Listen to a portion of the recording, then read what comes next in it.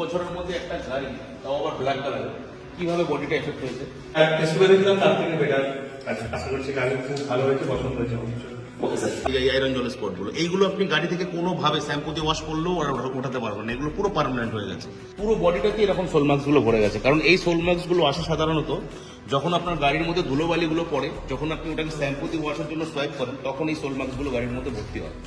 আর এই সোলমার্কসগুলো যত বাড়তে থাকে, গাড়ির নার্সেসটা ততটাই কমতে থাকে। তাই জন্য সবসময় পেন্টের উপর যদি একটা প্রোটেকশন থাকে, তবে এই ধরনের এফেক্টগুলো সমস্ত কিছু ওই প্রোটেকশনের উপরে পড়ে, ডাইরেক্ট পেন্টের উপর পড়ে না। তো গাড়িটার ফার্স্ট ওয়ার্কে আমরা দেখিয়েছিলাম যে গাড়িটার বডিটা কিভাবে ড্যামেজ হয়ে গেছিল। পুরো গাড়িটার মধ্যে আয়রন জলের স্পট প্লাস এই যে সোলমার্কসগুলো গাড়িটার মধ্যে পুরো ভরেছিল।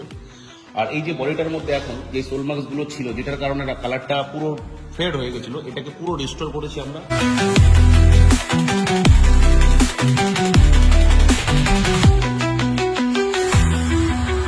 গাড়িটার মধ্যে একটা মিরর ফিনিশ লেভেলটা এসছে, তো এটা শুধুমাত্র এই প্রসেসগুলো কমপ্লিট করার পর, কোটিংটা করার পরে রেজাল্টটা আসে। ইনি হচ্ছেন আমাদের স্যার। স্যার বলুন আমাদের সার্ভিসটা কেমন লাগলো আর আপনি কি এক্সপিরিয়েন্স হলো আমাদের কাজে?